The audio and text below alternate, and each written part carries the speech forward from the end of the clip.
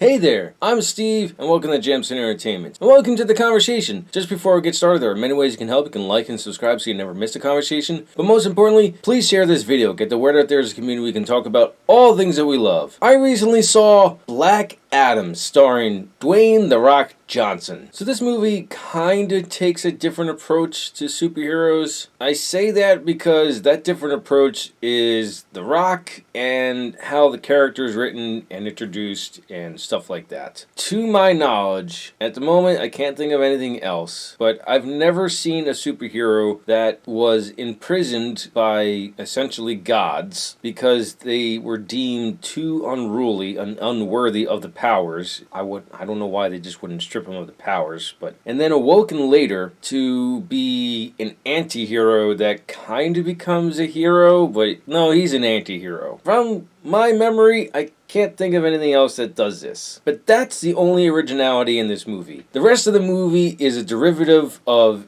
every superhero movie that has come before it. Mostly what the MCU has done, but I definitely see some original Superman in here. What I mean by that is the kid that's in this is, I get a very, very, very strong Jimmy Olsen feel from him. He's not carrying a camera, he's on a skateboard. Just the attitude and personality this kid has. It looks like he was taken out of the 70s. Another part where I find the movie falling flat, and this is in the trailer, they introduced the Justice Society. This group, I can't speak for the comics, is comprised of Hawkman, Dr. Fate, Atom Smasher, and I believe her name is Whirlwind. The two big ones that I know are Dr. Fate and Hawkman. Atom Smasher I thought was, or at least when I saw the trailers, was the Atom where they could shrink and grow big like Ant-Man from the MCU, but no, this guy can only grow big. And Whirlwind, I've never heard of. I describe her as Storm Light. You see how this is derivative? She can control wind and manipulate things within the wind, but she can't control any other aspects of weather. I think having the Justice Society in here made it too bloated. If you just had Dr. Fate and Hawkman in here, they're recognizable enough. I think that would have been plenty, but adding the D-list heroes in here was a bit much. And on top of all that, I felt nothing for any of the characters in this movie. Mostly because I've seen a lot of what's happened in this movie happen in other movies, but also this movie feels extremely rushed. It's like maybe a 2-hour movie, maybe a little less than that. I thought it was like a 2.5-hour movie because that's kind of the standard nowadays for superhero movies. Yeah, not one relationship in here I actually believed was a relationship. It didn't seem like anyone was connecting. It just felt like these actors were playing a part. They didn't convince me at all. Except for The Rock.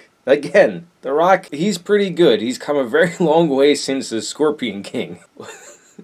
I couldn't help when I sat down in the seat. It's like, wait, this is The Rock in a movie that's kind of set in a desert area. It's a Scorpion King. He's also imprisoned. Alright, so there's the movie. But the Scorpion King's supposed to be the villain in that, well, not in the movie The Scorpion King, but he's a villain in The Mummy 2. Okay, so this movie's complete derivative. And it's funny in that regard. Actually, this movie is hilarious. Like, the one reoccurring joke I absolutely love is Black Adam has no regard for doors. He just loves going through walls. Bam! So I did enjoy watching this movie. I was entertained. I just didn't care about the story or the characters. And that's why I can only recommend that you catch this on streaming. Those are my thoughts on Black Adam. Let me know your thoughts in the comments below. Thank you for watching and live your imagination.